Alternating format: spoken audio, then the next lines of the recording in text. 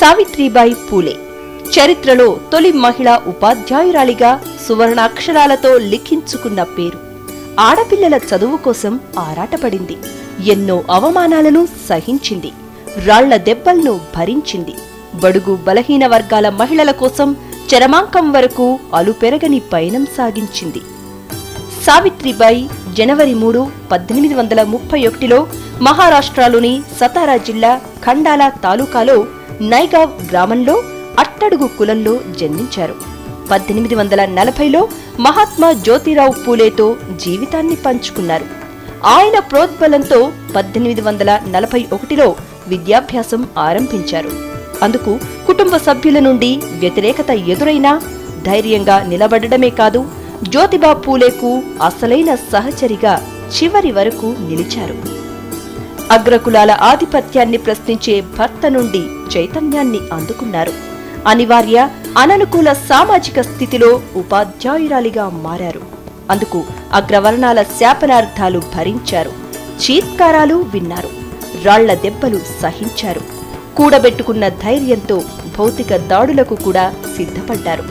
అగ్రవర్ణాల వారికే కాదు, అట్టడుగు వర్గాల మహిళలకు, ఆడపిల్లలకు కూడా చదువు ఎంతో అవసరమని బోధించారు. వ్యవసాయదారులు, కార్మికులు, కర్షకుల కోసం రాత్రి పాఠశాలలను ఆరంభించారు. 1876-77 మధ్య కాలంలో మహారాష్ట్రలో దాదాపు 50 విద్యా సంస్థలను నెలకొల్పారు. కావ్య పూలే, భవన్కాశీ సుబోధ్ రత్నాకర్ పేరుతో ఆమె రచనలు వెలువడ్డాయి. సావిత్రి పూలే కృషికి గాను నాటి బ్రిటిష్ ప్రభుత్వం నుండి ఉత్తమ టీచర్గా మన్ననలు అందుకున్నారు. జ్యోతిరావు పూలే మొదటి బాలికల పాఠశాలను ప్రారంభించడంలోనూ సావిత్రిబాయి అతని వెన్నంటే ఉన్నారు. జీవిత సహచరిగానే కాదు, బాధ్యతగల సామాజిక కార్యకర్తగానూ అనునిత్యం వ్యవహరించారు.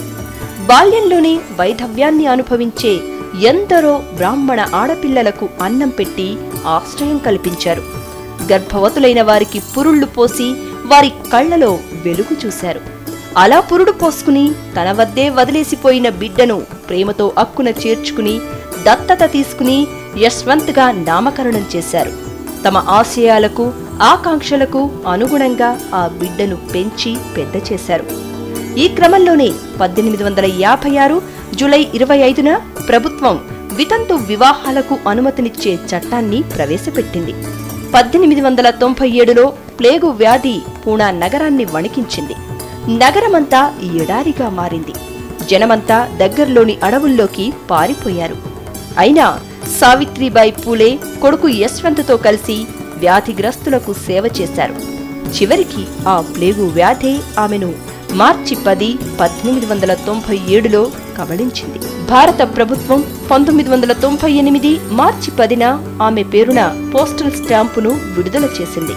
ఇంకో జ్యోతిబా, మరో సావిత్రి మళ్లీ పుట్టొచ్చునేమో, కానీ వాళ్ళిద్దరూ కలిసి ఒకటిగా పనిచేసిన కృషి అన్ని కాలాలకు ఆదర్శంగా నిలుస్తుంది. మహిళల్లో అక్షరాల వెలుగులు నింపిన సావిత్రిబాయి పూలేకు వనితా టీవీ తెలుపుతోంది వందనం.